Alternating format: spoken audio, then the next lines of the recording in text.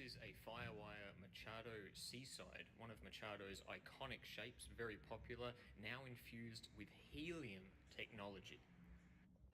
Some people doubt whether or not there's actually helium inside these boards, and I can vouch as a repairer, but if it weren't for the giant hole in the board here, normally I would have to strap this board down so that it doesn't float away.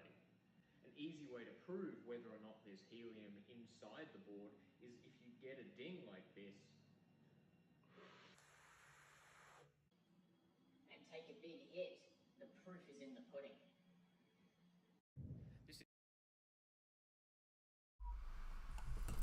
How's it going, guys? Back again. I wanted to do this last night, but by the time I premiered that video, or the premiere didn't work out, but by the time I released that video, it was just too late and I was falling asleep. So I thought we'd do it tonight instead. I do have some comments from the week gone, and actually had at least a couple of comments asking a specific question about poly resin versus epoxy resin, how to sand it, all that kind of stuff. So I thought, depending how quick we get through all these comments, we might actually have a look at one of my videos and sort of watch it together and answer those questions. So we can kick it off straight away with Derek, who says, thanks for another great video. You do a good job of giving enough details for people who don't fix things to follow, but not so much that people who do get bored. So that's appreciated. Thanks very much, Derek.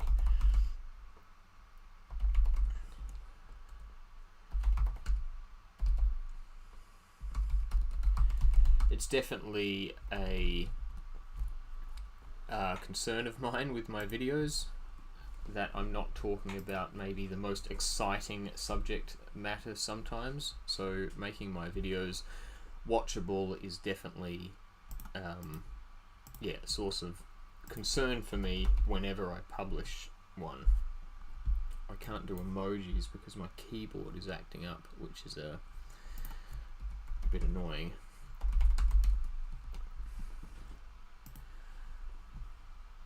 Some of these we can whip through pretty quickly.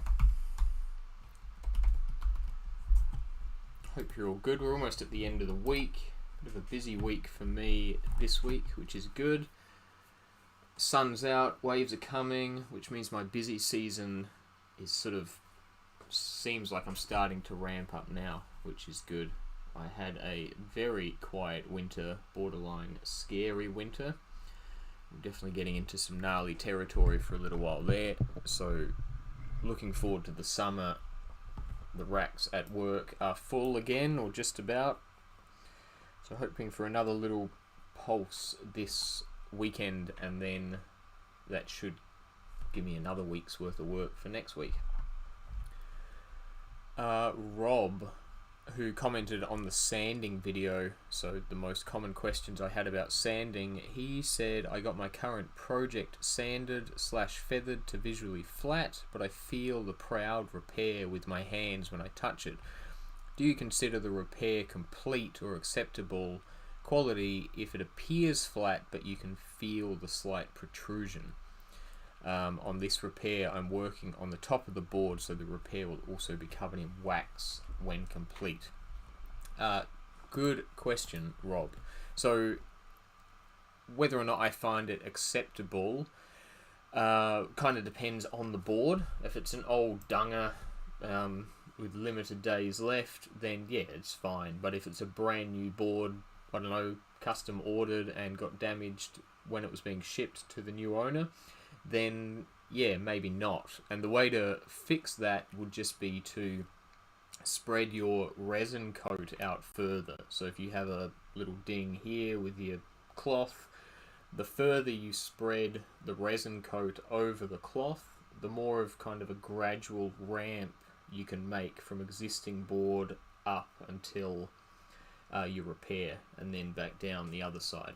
The less resin you have, the steeper the ramp is going to be, basically, from existing board to the peak of the repair. If it's on the wax side of the board, that's definitely a helpful thing. But honestly, it is what it is, man. You're adding material onto a flat surface, so yeah, sometimes it just kind of works out that way. But if anyone's ever doing a repair and you can feel it a little bit too much for your liking, then the goal would be to just sand it again at like a 120, 240. I wouldn't go any finer than that, and then just spread that resin coat further out. In a perfect world, we would resin an entire board, nose to tail, to feather in our dings and make them invisible to the hand and the eye.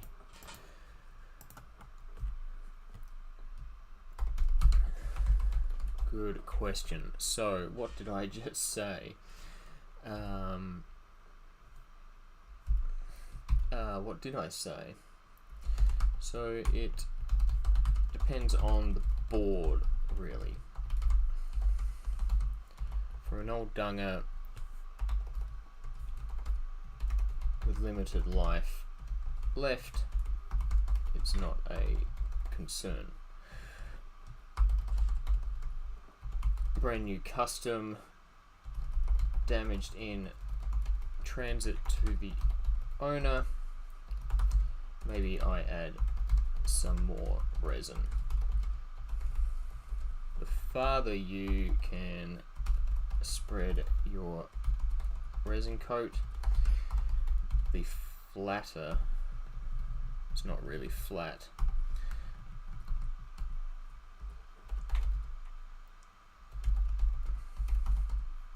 The flatter your repair will feel.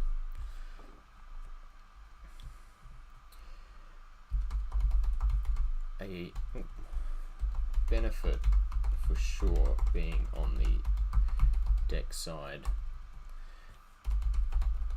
under wax. Get rid of that. Apparently there's a space there.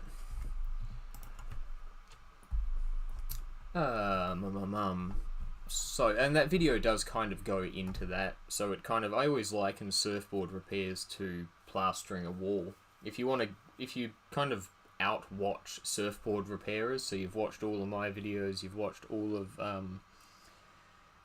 Rogue Wave's videos, and whoever else is fixing dings on YouTube, if you watch them all, start watching interior plastering videos.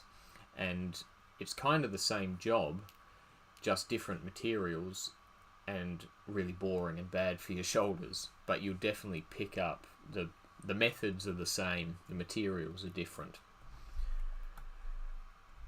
Third Earth Surf, 10:30. Oh, I should have answered this one. It's a members only video.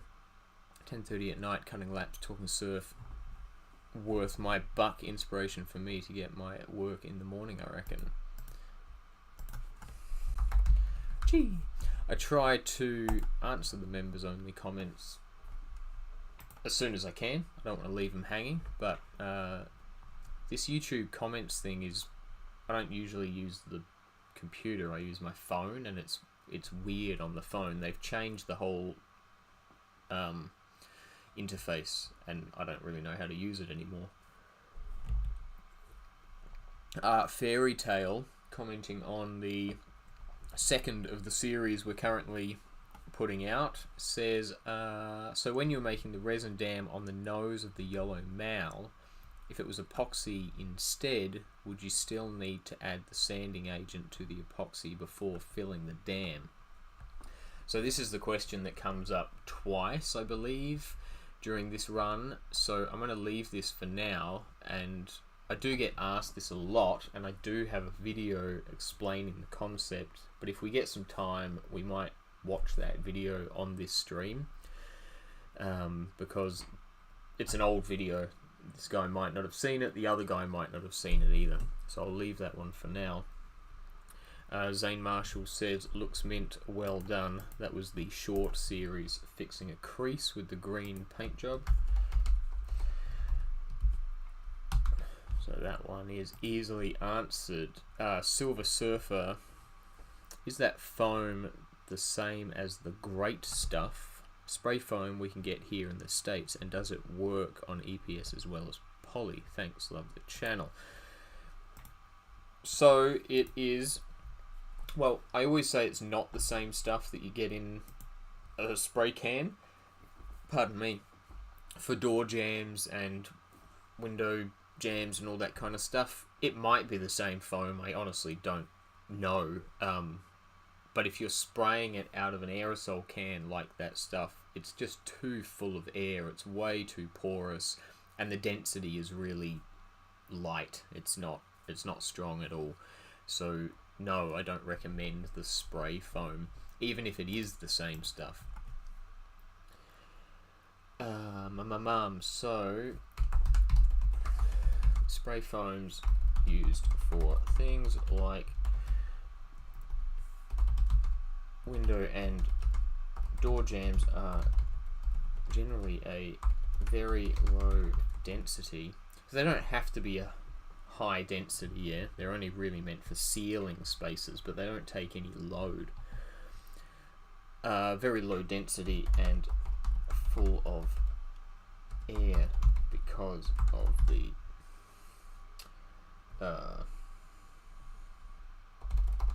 being sprayed out of a can thing. This is a higher density 56 kg polyfoam with less air in the mix, as it's just a poured liquid.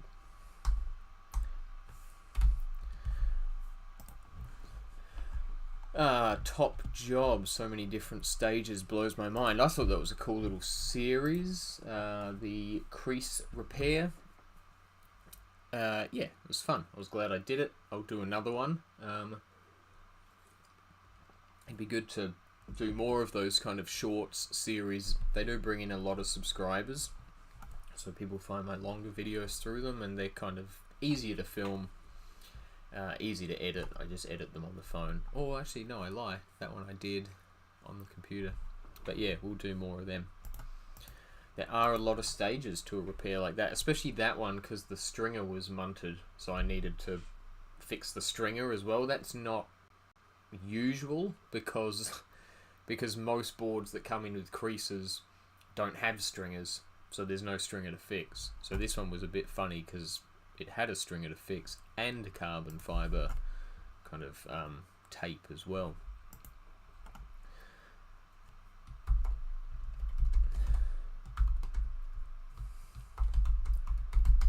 A few steps on this one for sure.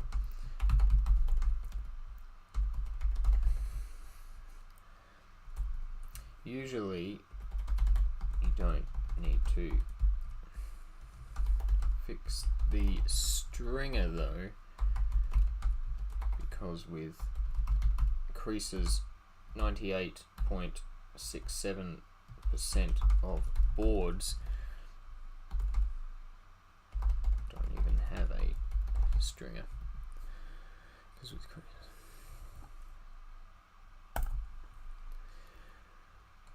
Taranaki Frother, the man, part 2, Tuesday, love your smooth juggling act, working on these boards, awesome to watch. So that's the series we're doing at the moment, where I'm sort of working on poly batches and epoxy batches each day. If you haven't seen it, go and watch it. Oh, MJ, how's it going?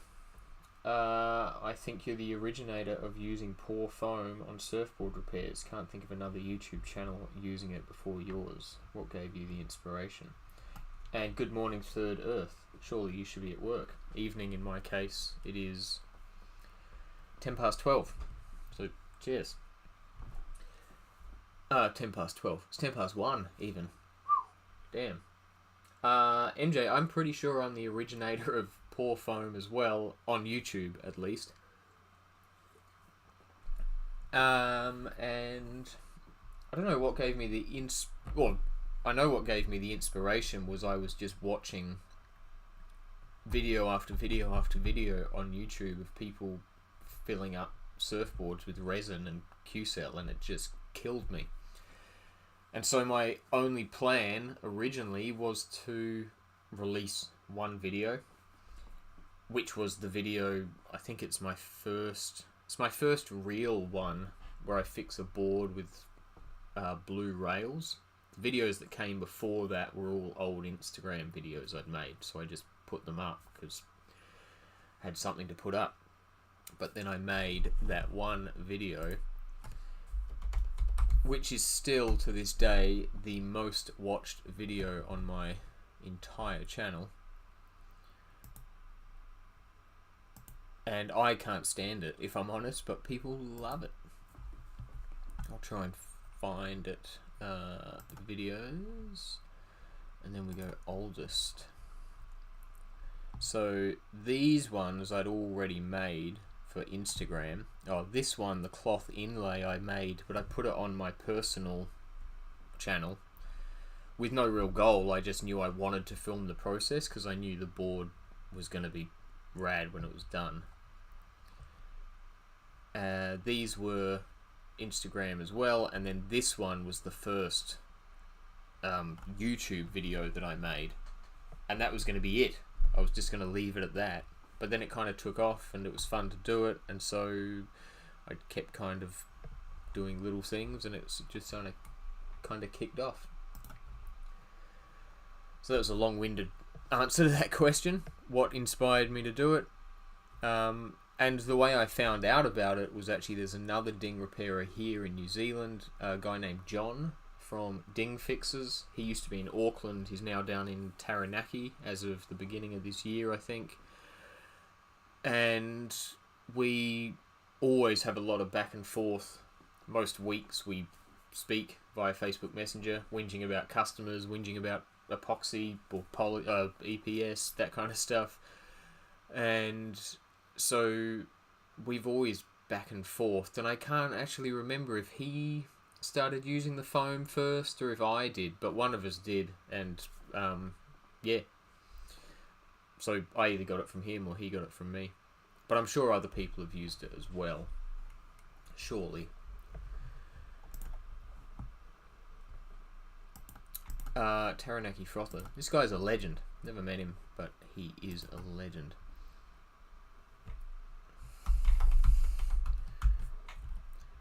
I can't give shakas because my little my keyboard has like a little screen on it, and it keeps disappearing, and it's just gone now. There's nothing there. I can't even adjust my volume with it, so I can't give you the shaka, sorry, emoji.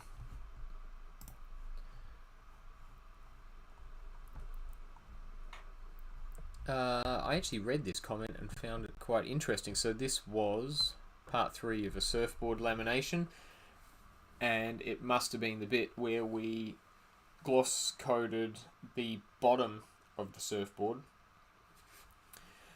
and we did that hard edge along the tail. So Theo, I was going to say Theo Bernier, but I'm guessing it's Theo Bernier, said got an alternative technique for creating the hard edge at the tail that you could try if you like. For the deck gloss coat, you tape the tail area from below, not the side, and you let a little bit of tape stick out from under the board. As the resin runs down the rail, it'll cure in a way that you've got exactly that 1.5 mm dam made out of resin for your bottom coat. The tail taping for the bottom coat is super easy, then you can follow that dam line or tape down well below it. I definitely understood it. Like, I've read this comment like 4 times, and I definitely understood it maybe twice out of those 4 times. So you tape the rail area from below. So he's saying when you do the deck side, I think, so you're gloss coating the deck side of the board, so this side, instead of masking, so I would normally mask the edge of the rail, I think he's saying put the tape flat on the bottom of the board, but sticking out 1.5 mil. So then when you pour your resin on the deck side, it runs down onto the tape, cures, and then you get this little like 1.5 mil bead of resin on the edge. So then when you flip the board over and you're masking up to do your hard edge on the bottom side, you can mask your resin dam against that. I'm gonna do it, and I'm gonna do it on a video, because I'm sure that explanation made 0 sense. It barely made sense to me. I know what I mean, but that was really difficult to explain.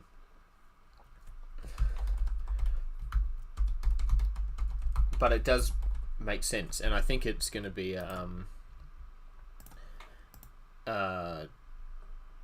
I think that's going to be a really useful tip.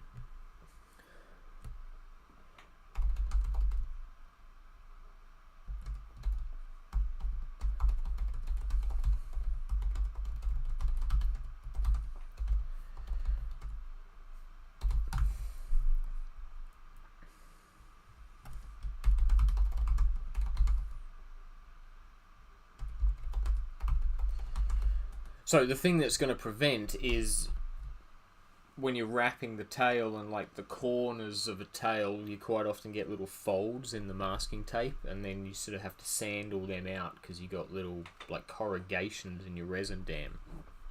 So if you can pre-build just a little bead to follow, pardon me, then you wouldn't get that corrugation in your tape. Who have we got next? DMAC. On the Firewire, it had a yellowish colour, and when you prep sanded it, it looked almost white.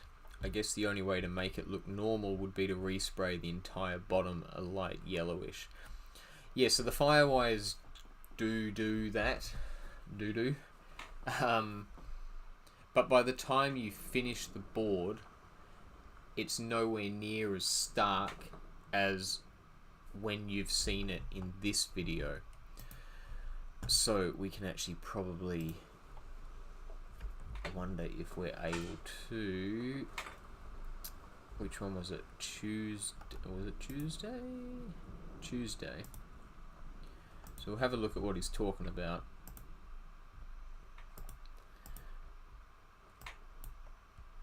Or we might not. My computer struggles with all this activity going on. Oh, that was kind of it though. I might struggle to skip through this video because my computer's wigging out. That is not a Firewire.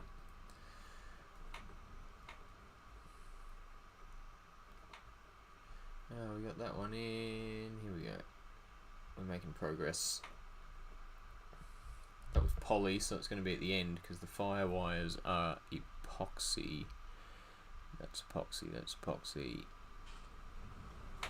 There we go. Sorry guys, bear with us. There. Awesome. That was it. So you can see where I've sanded there. You might not be able to see where I've sanded there. Everywhere I've sanded turns into kind of a white patch.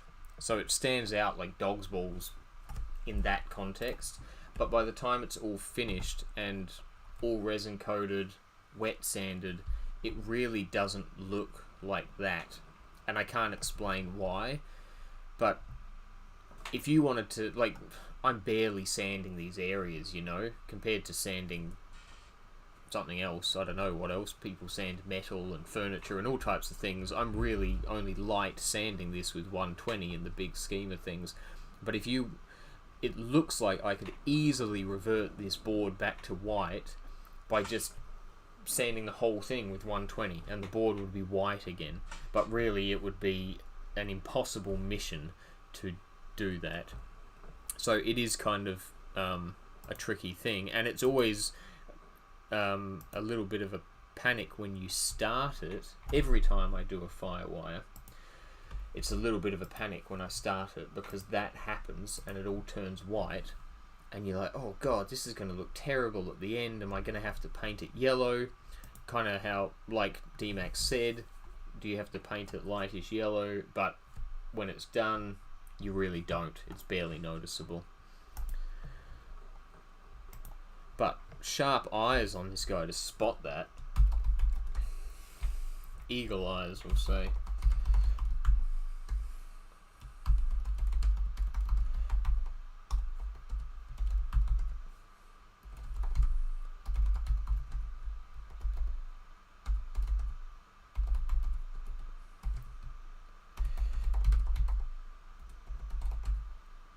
In the beginning, it looks like it would be really easy to revert the entire board back to white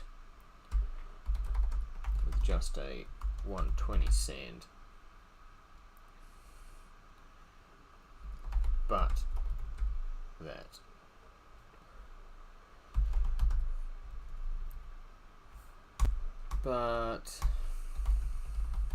in reality that would be the impossible mission.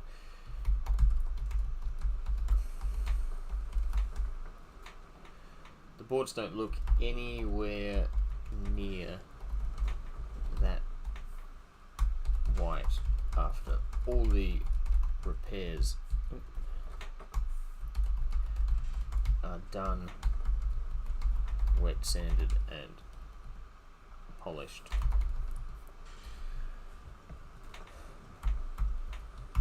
Sadly, I would definitely Reapers. If you could just revert the board back to white by sanding it, I definitely would do that. That would be a go-to.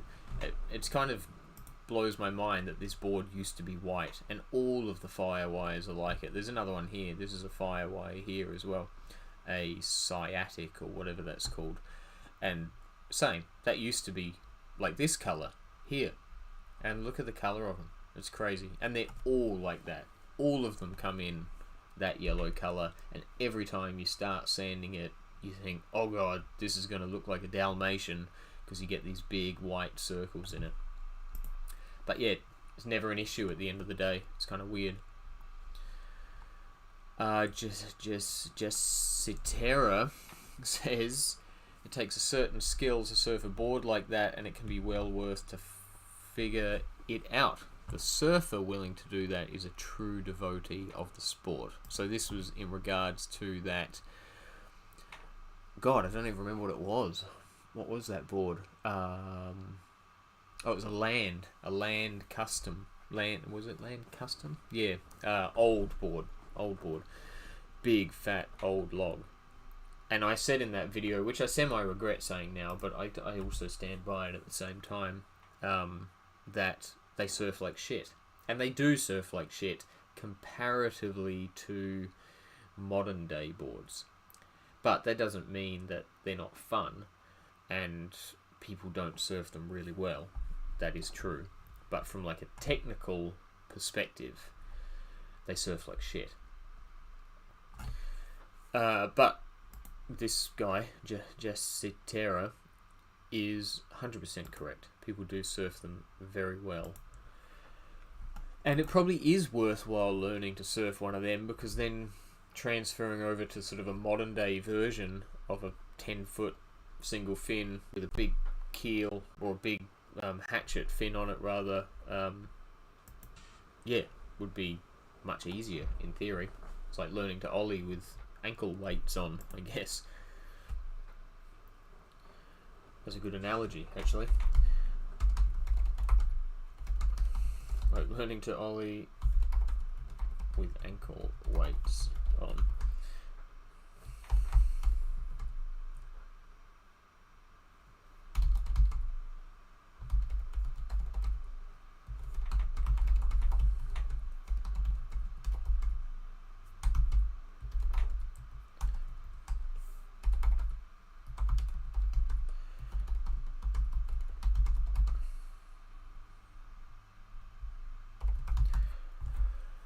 My mum. Apparently learning to ollie with ankle weights on is a really bad idea. I'll just put that out there. I'm not encouraging that type of behaviour.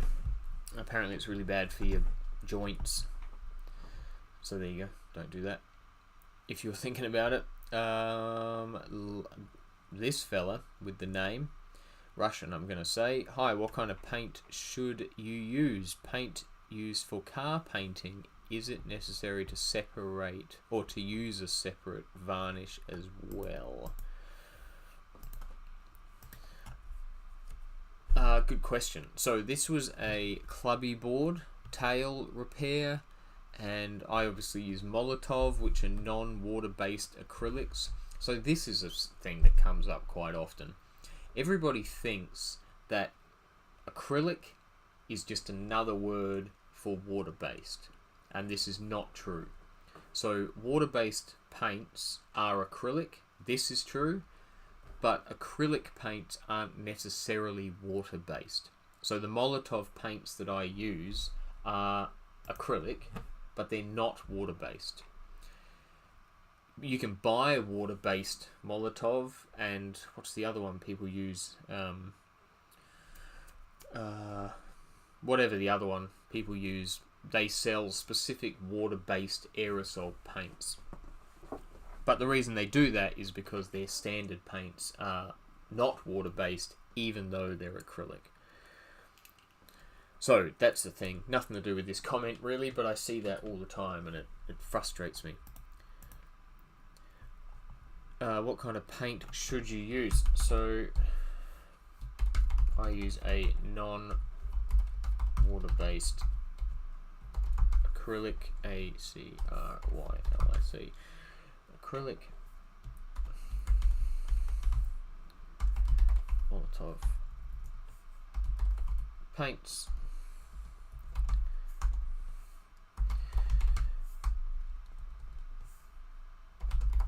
And they're clear coats too.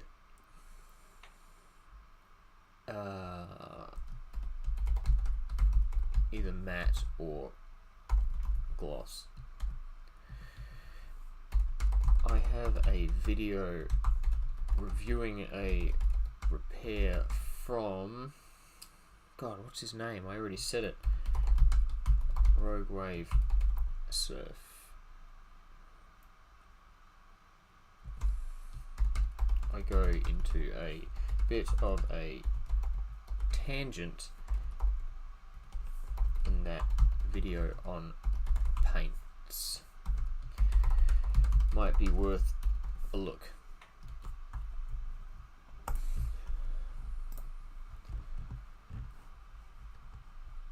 It is so hot in this room, I can't believe it. It's cooking. This is that video we were just talking about, how a professional really fixes your surfboard. And Brett Hopkins rightly says, dude, that was rad shit. Good work, homie. Sure. I actually don't like that video because it's quite a funny intro, but it was filmed with a GoPro, not the greatest quality. The GoPro did that flickering thing. My editing wasn't great. I didn't have a microphone yet, so the audio isn't great. It's just, all in all, not that great. But people seem to really like it, so that's good.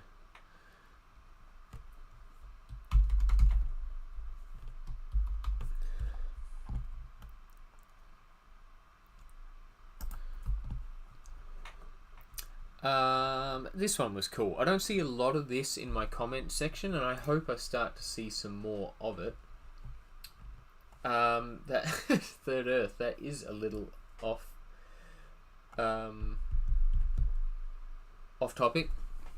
What is my shirt size? Good question. I'm pretty sure I'm a large. I reckon I could get away with a medium.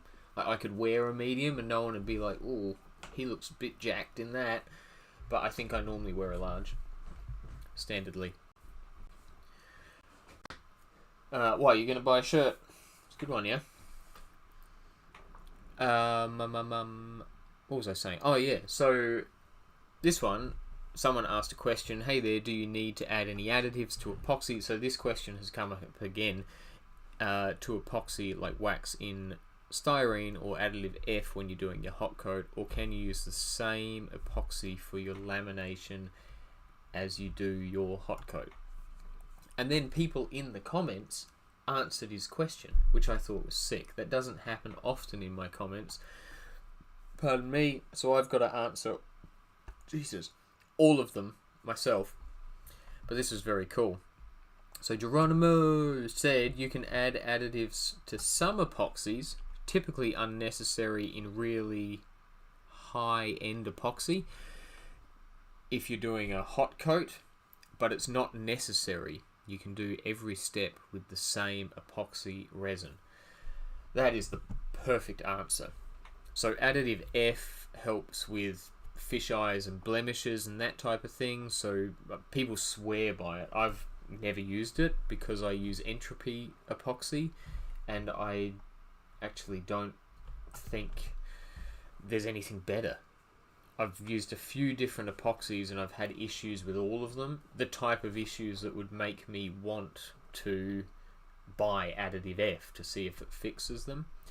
Entropy CLR I mainly use. Epoxy I've never had an issue. It comes out perfect every time.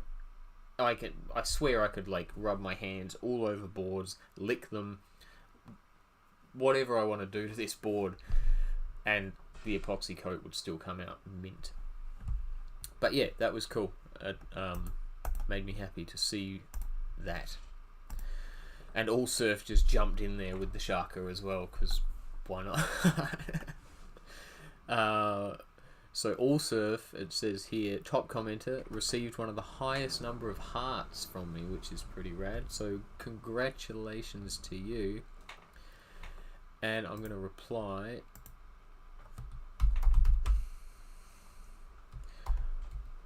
What Geronimo said. That was the perfect answer.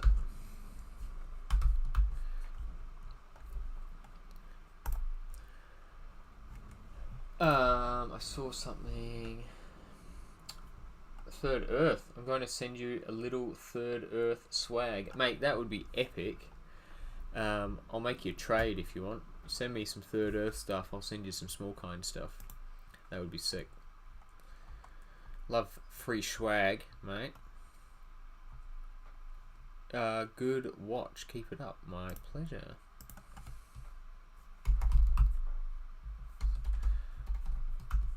Thanks, I will. I don't know why I said my pleasure. Oh no, he did say thanks. Yeah, that's alright. Thanks. So this one that I just released, the Wednesday and Thursday episode, I was actually going to go over the question of do you have to put wax additive in epoxy, sanding resin, laminating resin. But I did the whole thing. I did all the voiceover, but when I listened back to it, I was like, I don't know. And kind of like I said in the beginning of this series, the filming started out really good in the beginning.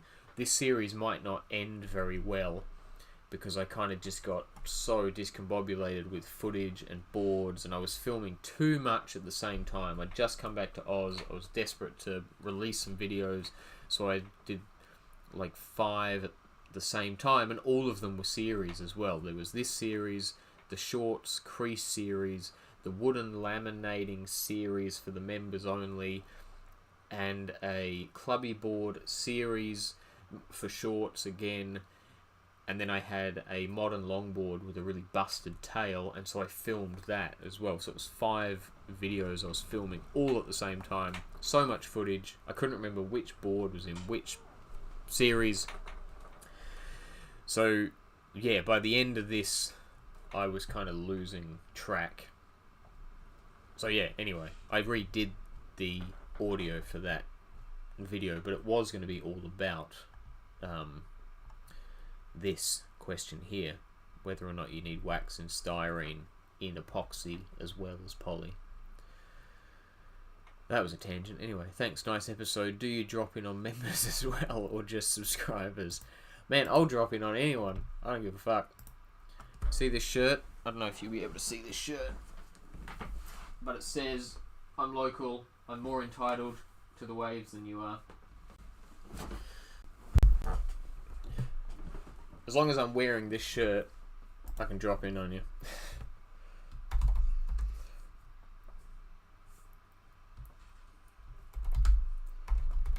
No, I try not to drop in on people. Actually, after a scary experience in Hawaii, kind of taught me very early in my surfing life not to drop in on people.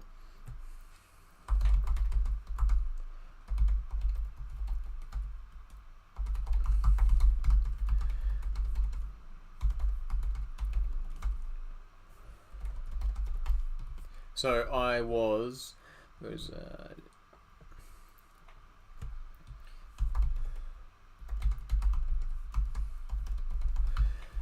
So I was in Hawaii in, I don't know what year it would have been, maybe like 2012, and I went there as a downhill skateboarder.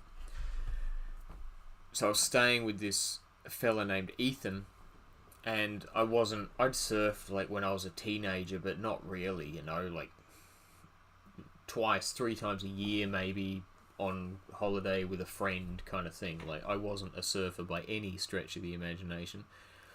So Ethan took me out to Ala Moana Bowls, and I didn't know what I was doing. So he takes me out, we're sitting in the lineup. I don't know if it was Bowls, but maybe it was. It was pretty quiet though. There were only, like, I didn't know that at the time, but thinking back to it, there were like 6 of us total. Me, the buddy Ethan, and then these other 4 dudes, 4 or 5. So there were 6 or 7 of us, which is really quiet for Ala Moana. And Ethan kept telling me to go. So a wave would come in and he'd be like, paddle, paddle, paddle. And he was pushing me in waves, and I didn't know what I was doing. I didn't know where the waves were coming from. I didn't know anything about positioning. I didn't know about popping up, nothing. So every wave that he told me to paddle into, that he pushed me into, I blew it. I didn't surf a single wave that I can remember.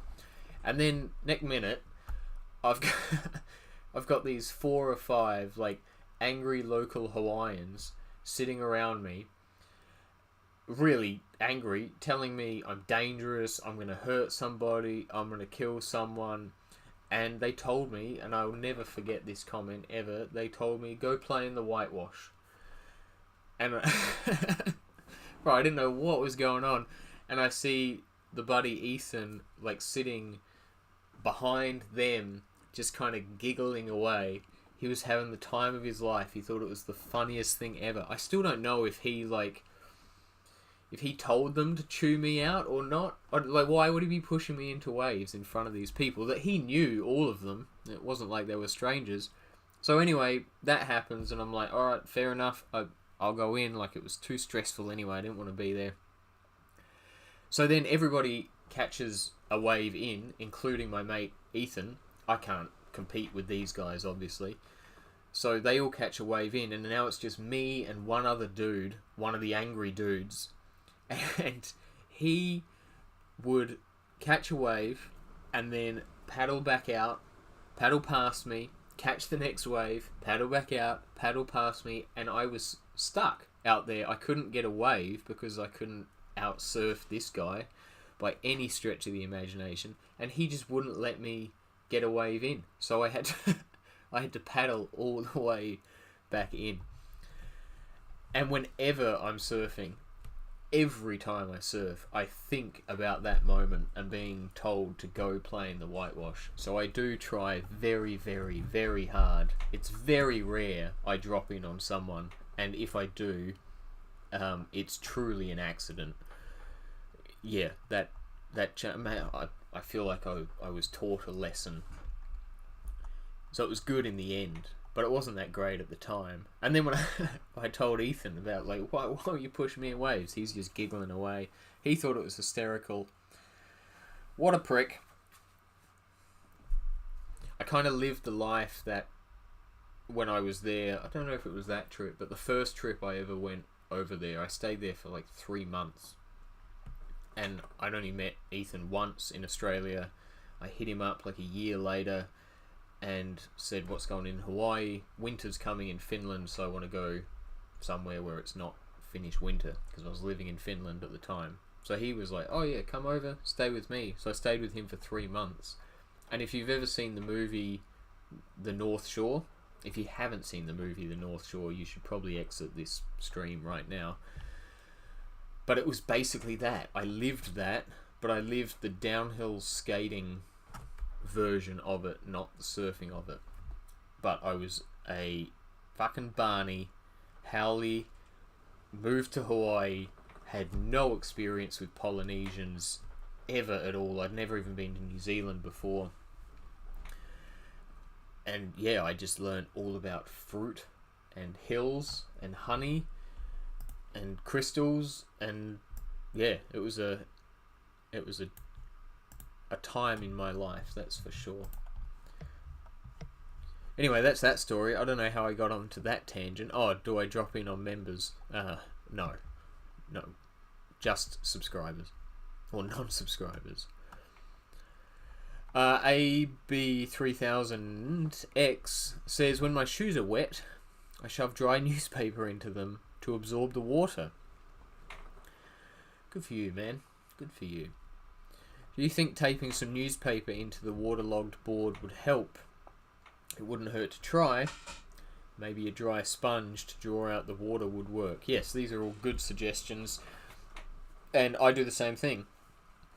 When my shoes are wet, my mum always taught me to crunch up newspaper, jam them in your shoes, and it will soak up all the water. And it works. It's a good trick. So yeah, if the ding was big enough, you could jam newspaper in there. I know people who use those little sachet things that, you know, when you buy shoes, say, and there's the little, is it silica packets, and they absorb moisture. They put them in food and all types of things. So I know people that use them as well. I've always wondered about rice. When we were working on that world's biggest skateboard that just got put up, I had it in a video a while ago. It was full of water when we got it, so we had to open up the whole deck, and it's chambered construction like a wooden surfboard. It's chambered, and so chambers were full of water. There were litres of water in this thing. So I thought we should just buy big bags of rice and just fill the whole skateboard up with rice and leave it for like 3 months and then shovel all of the rice out. That idea was voted against, but I have wondered about using rice in surfboards. But I think the most practical way I've seen is some guys have made like rubber, kind of flexible rubber attachments. It's almost like a mouth that goes on the end of a vacuum cleaner, and it seals over a ding, and because it's a flexible rubber attachment, it kind of molds. So if it's flat on the deck, then sweep, stick it on. If it's on a rail, the rubber will kind of like hug the rail, and then they fasten that, like tape it onto the board or whatever, and just jet it with a vacuum cleaner and try and suck all of that moisture out. A pump would probably be better. I've seen people use like water pumps to do the same thing basically. So yeah, there's ways, but honestly, if you bring me in a board for repair and it's full of water, like the one in this series has been, I'm going to cut it open, I'm going to let it drip dry, and it can sit there for as long as it needs. I've got better things to do than to be filling your board with rice and newspaper and vacuuming it and all the rest. I could be working on other boards. So yeah, honestly, I've thought about a lot of methods to dry boards out, but the more I thought about it, the more I thought it's just not my problem, really. I'll fix it when it's fixable. And quite often, if somebody brings me a ding and I know there's water in the board and it's EPS, PU dries in a couple of days, 2-3 days, minor. But EPS, if they bring me a board, it's full of water, I will say to them, look, I'm going to open this ding up, whether I have to drill it like I did in the case of the board in this series, or maybe I just have to cut the ding open a bit more, and I'm going to give you the board back. You go stand it in your garage, and when it stops dripping water all over your floor, bring it back then. So I do quite often send people home with their boards for them to dry out.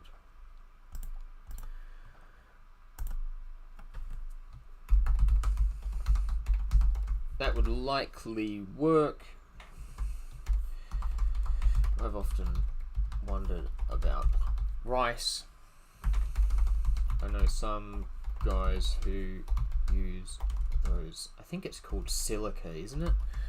Silica packets that come in. What do you get them with? Like new shoes.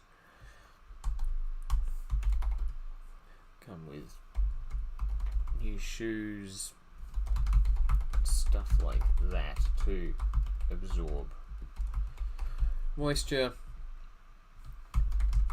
Some folks use vacuums and pumps, which seem to speed the process up. I've thought about a lot of ways to dry boards quicker, but I generally have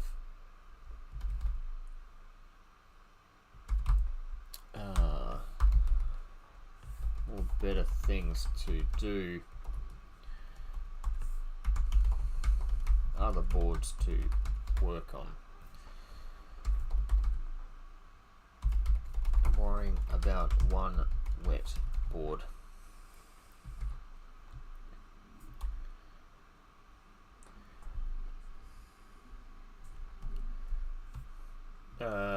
That sounds. I've thought a lot of ways about how to dry boards quicker, but I generally have more better things to do, other boards to work on.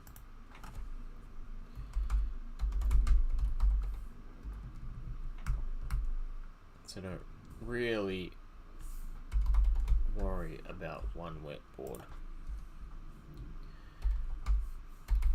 If it's wet, it's wet.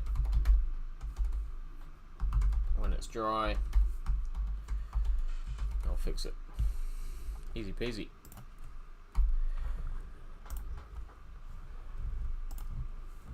Num num num. Who we got next? Oh, someone else with the same thing. You guys are eagle-eyed. Eager to see how you handle the Firewire color match if that's what the customer wants. Yeah, unreal. You guys have eagly eyes. Must be that 4K quality my videos are in.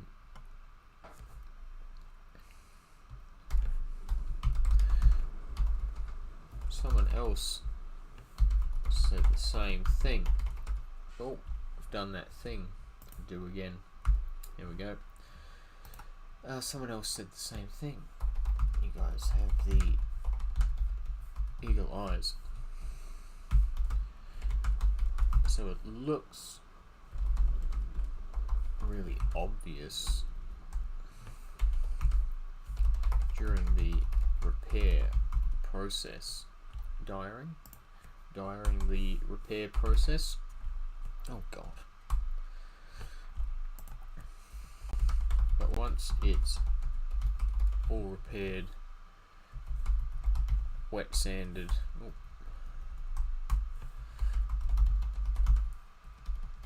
and polished, those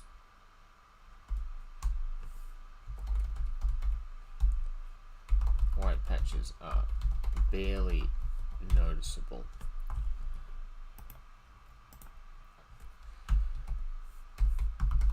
It's always a source of panic when starting a Firewire repair. How am I going to hide that? But by the time the repair is finished, it's never an issue.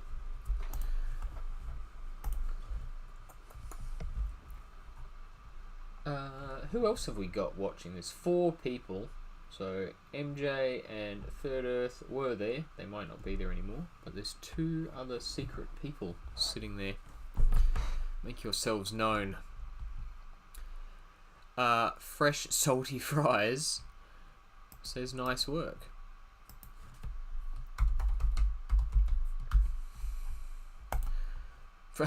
Some people have the funniest YouTube names. Cracks me up. Fresh salty fries. Taranaki Frother once again. Yeah, loving your vids. Not surprised you have loads of members. If the drop-in surfer watches your vids, he'll know you're not the drop-in guy, and I'm sure he's cool with it. You better be. How's that 20 you got in? Oh, the Bertleman. Looks like a weapon from Nam. It does. Crazy square patches on it. Looking forward to seeing that thing on the operating tables. Yeah, so the Bertleman, I can't remember. So I said in the end of that video that I was going surfing, so we'll look at the Bertleman tomorrow when I'm not going surfing. But I can't remember if we actually looked at it, and I can't remember if we've looked at it on a members only video. I feel like we have. Oh, Third Earth is still there. Legendary. Yeah, I don't remember. So if we don't look at it in the next video, we will. I actually started that board yesterday. I haven't been filming that process. I probably won't do this one. Man, I've had to cut a lot of D-lam out of it, and I got all of the foam in it today. Yeah, it's actually, I can probably show you even, because although I haven't been filming it, I have been taking photos along the way. So what I can do is 1, 2, 3, 4, 5, 6, 7, 8, 9, 10. I'll airdrop these to myself. Oh, I can't because I don't have Wi-Fi on. No, scrap that. I'm not going to do that. Sorry, guys. Anyway, it's rooted. The tail, the fins are chopped out now, and they had like these huge blobs of resin and Q-cell in them. No, they're not even there. Never mind. Yeah, but we'll look at that board. It's a cool board. It is a very cool board. How do you spell Bertleman? I'm pretty sure it's double N. And it's definitely...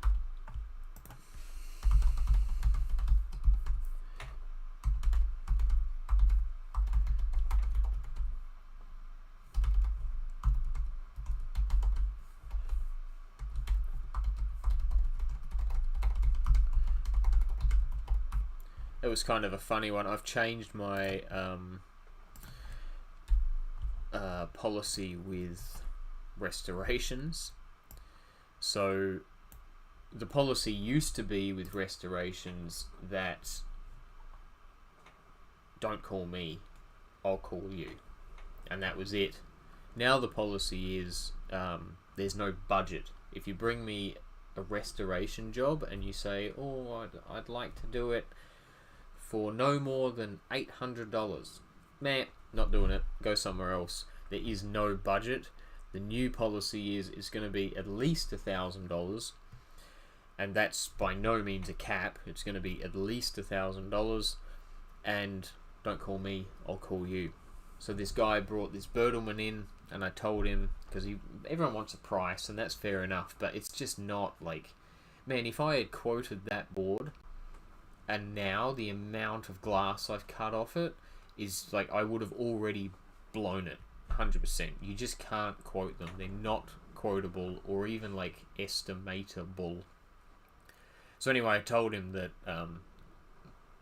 it's a restoration. It's going to be at least $1,000. That's all I can tell you. And don't call me, I'll call you. And it might be in a couple of months, it might be in 6 months, it might be in a year. It all depends. Don't call me, I'll call you. So about a week later, I get this phone call from this guy, and he opened it up with, oh, I'm really sorry, and I know you said don't call me, I'll call you, but I just want to know how the board's going. And I hadn't even started it. So yeah, he was disappointed, but yeah, you just can't quote those boards.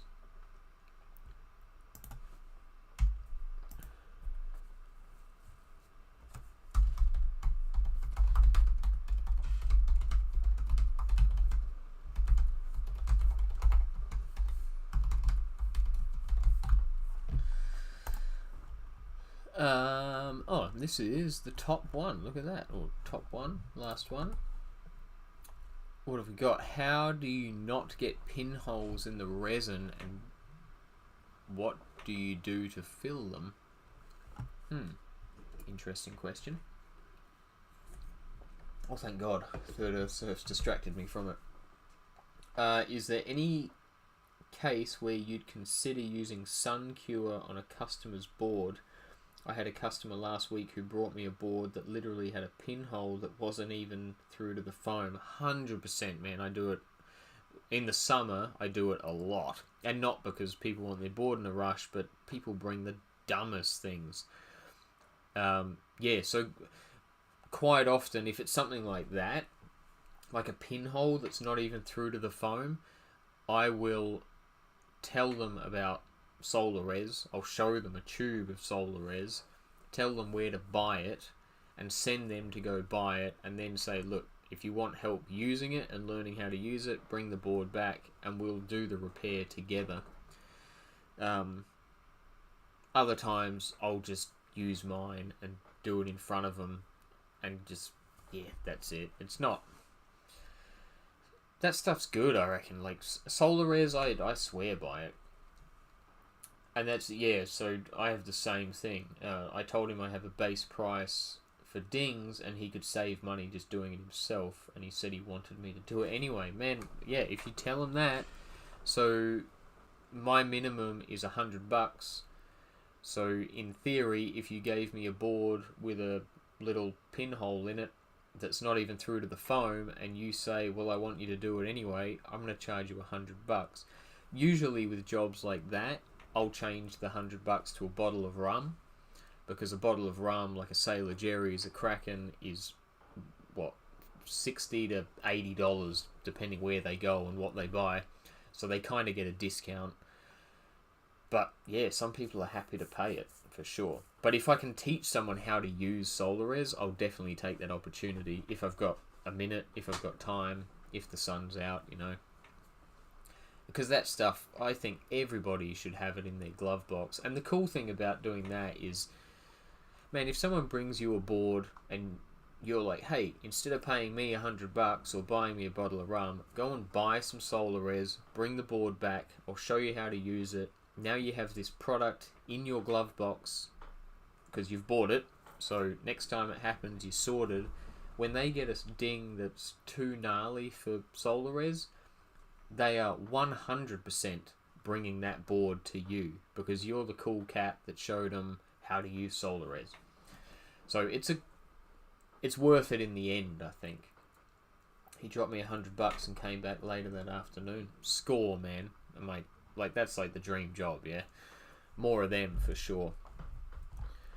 But yeah, I do it. I keep it around mostly because if I'm working on an EPS board that is consistently pushing bubbles through my resin, like I'm trying to fill something, or even if I've like it's deep enough that I've put foam in there, but just trying to fill the air bubbles in the foam it's pushing through, Solarez is thicker because it has strands of cloth chopped in it, and also it's a weird resin. I don't know, it's not really epoxy. I don't know what it is, but it's not a true epoxy. But because it's thicker, it's harder for the air to push through it. So it's quite good for filling holes that have air pushing through them. And then because you're curing it with UV, it cures like that, basically. So it has, not only is it harder for the air to push through, but it doesn't get as much time to push through. With like normal epoxy, it's got 24 hours basically to push through, maybe an hour. But yeah, with Solarez, it's got a minute tops to try and make its way through. So that's mainly what I use it for. But yeah, for a job like you described there, I'm not sanding and clothing and going to all that trouble. That's not worth it at all. Solarez all the way. There's also a bit of an art to, like, I have a short on using Solarez, and man, I get Solarez like boards in all the time that have Solarez repairs on them that the customer's done, and they're awful. People can't use the stuff. So even like, I'm sure if you use Solarez and then you did like a little final sand, smoothed it all out, wet sanded it, it's not noticeable anymore. That's a talent right there. Even with Solarez or like a UV cured resin, sun cure, yeah, that's a skill, and that's worth money. So charge them. Anyway, this guy, Rubinski, how do you not get pinholes in the resin? And what do you do to fill them?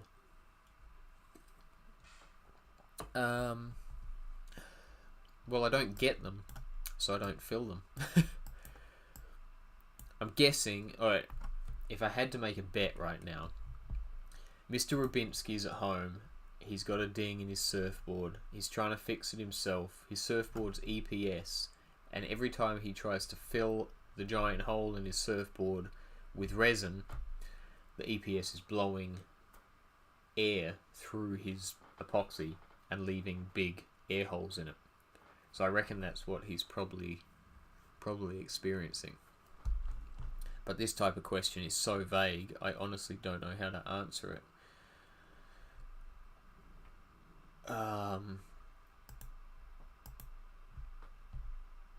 Man, yeah, what do you write to that? How do you not get pinholes in the resin? Epoxy is more prone to pinholes from the EPS foam. No, that's not even. I can't. He's stumped me. This is such a broad question. I don't really know how to answer it. Sorry. Depending on the job, foam, resin type, the answer would be different in almost all of those circumstances.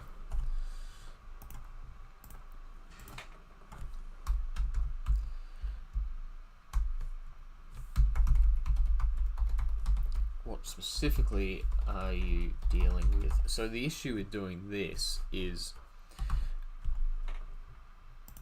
what specifically is the problem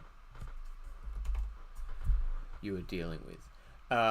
So YouTube's really not good at, so if I press enter now and refresh this page and wait 7 years for it to reload it. Oh, that's right, there's this guy. So these are only questions I haven't responded to. So in order for me to see questions I've responded to and then they've replied back, I have to specifically go to this filter and then I don't know what I have to do. See what I mean? So so like if I answer this guy, this question then disappears from this page because I've got it as I haven't responded. Let's get rid of that. Let's go to, what's it doing? Filter, Oh, here we go. What's this?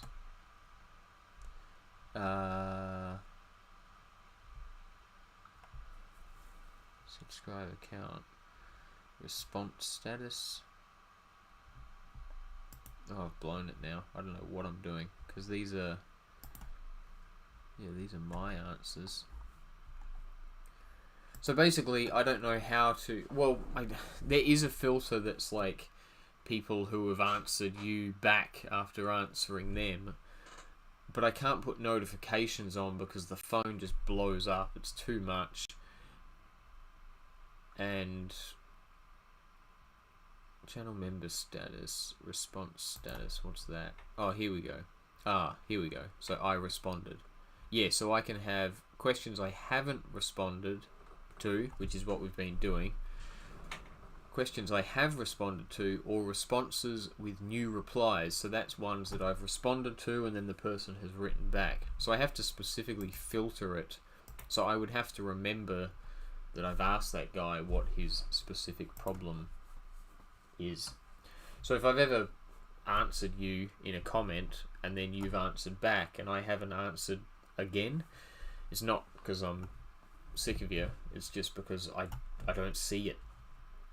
It doesn't notify me, because if I had the notifications on for them or for comments in general, it's just too much. My phone goes crazy. So there were two guys asking this question. Where'd the other one go?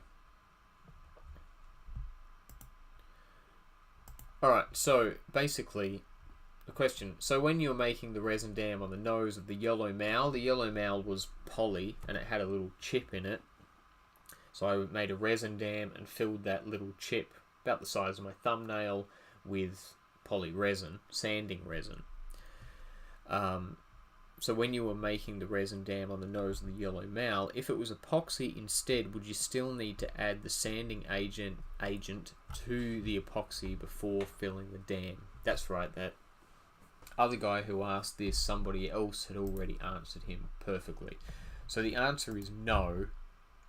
There's one type of epoxy resin, generally speaking. There's bloody loads of them, but let's say there's one type of epoxy resin, and that one type of epoxy resin, you can laminate with it, you can do resin coats with it, you can fill holes with it, you can do everything with it. And no matter what you do with epoxy resin, if you want to add more material on top of that epoxy resin after it's cured, it has to be sanded first, because it's dry and cured. It's basically like a smooth rock or a piece of glass, and you can't paint a piece of glass, you can't pour resin on a piece of glass, it just won't stick. So you have to sand it and rough it up. Poly resin, on the other hand, is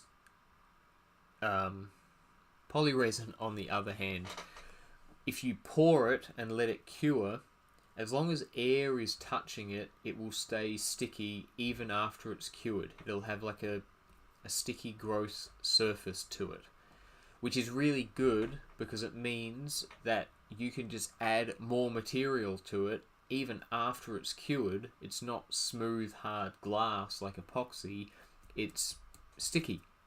So if I pour some poly resin, let it cure, and then think, oh, you know what, I want more poly resin on top of it, I can just pour fresh batch straight on top. It'll adhere, no worries at all. I can laminate straight over it.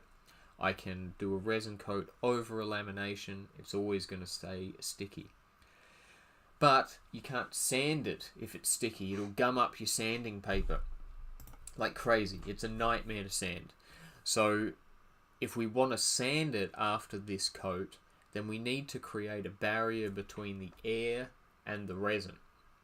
And so that's where waxed styrene or wax additive comes in.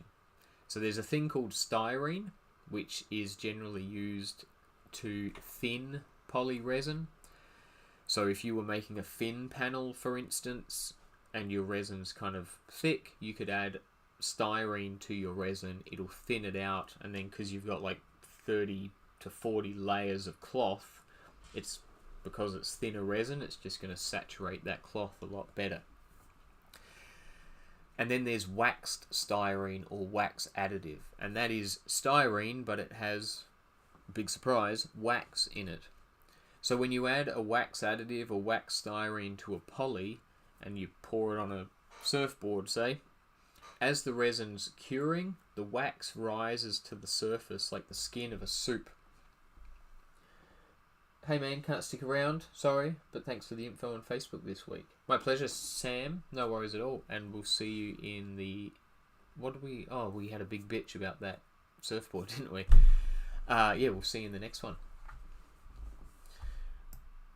So where was I? Oh yeah, so like the skin of a soup, the wax additive rises to the top of poly resin, and it creates a barrier between the air and the resin itself. So then once that resin has cured, it doesn't cure sticky anymore. It cures glassy and hard like epoxy, and then you're able to sand it.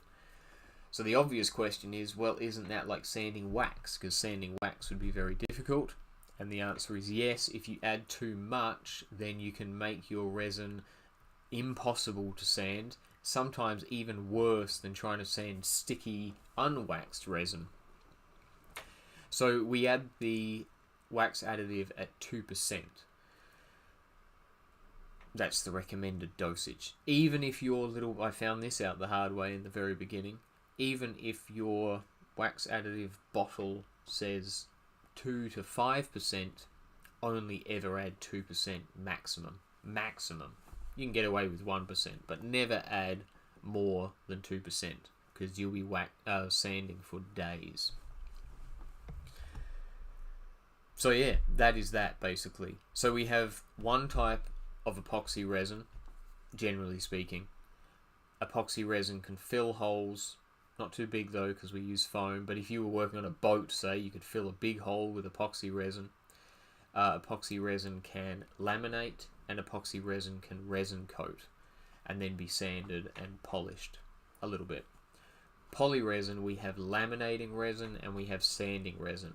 Laminating resin remains sticky after it cures, and that allows us to add more material straight on top of it without having to sand.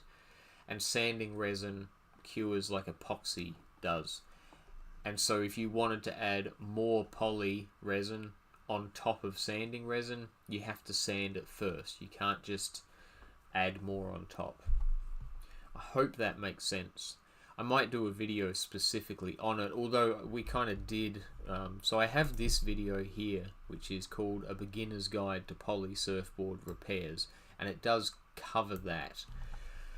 It's an older video, it's 2 years old now, that's crazy.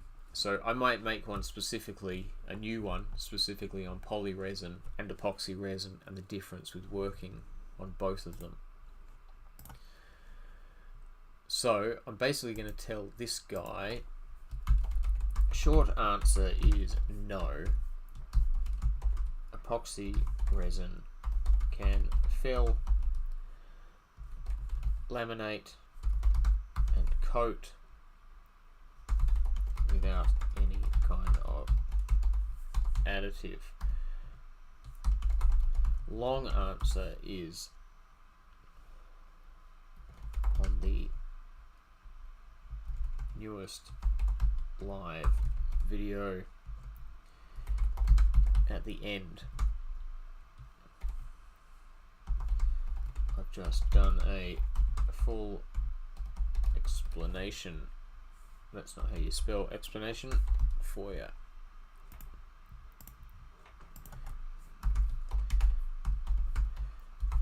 You'll find it in the live tab on my channel page.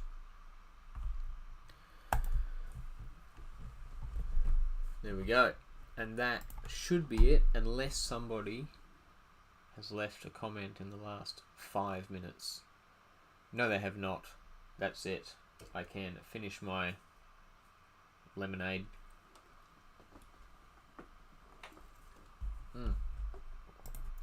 And go to bed if there's no other questions, comments, anything like that. How long have we been going for? a little over an hour. We timed it pretty well. Yeah, no more questions or anything like that. Then we can call it, basically. And I will see you again on... Ow! That was my elbow. Thursday. No, Friday. The next one will be Friday. Is that right? Yeah, because we did Wednesday and Thursday in the last live one. So I have no idea how... I haven't looked at Friday's footage, so I don't know how the video is going to be. This one here, the Wednesday and Thursday, I edited all the Wednesday footage, and then it was kind of a really short video, so I didn't have much of a choice but to add Thursday on the end of it. Pardon me. So I'm not sure how Fridays will be. It might be a short one, might tie Saturday into it. We'll see how it goes. But yeah, I haven't looked at the footage. I don't know. That's it. Third Earth, have a good day, man. Enjoy. Don't work too hard. And we'll see you guys on Thursday. The members, we will see you well before Thursday. I might try and do another one tomorrow on something. Don't know what yet, but we'll make something up. Nice one, guys. Have a good one. Cheers for watching. Choo-hoo!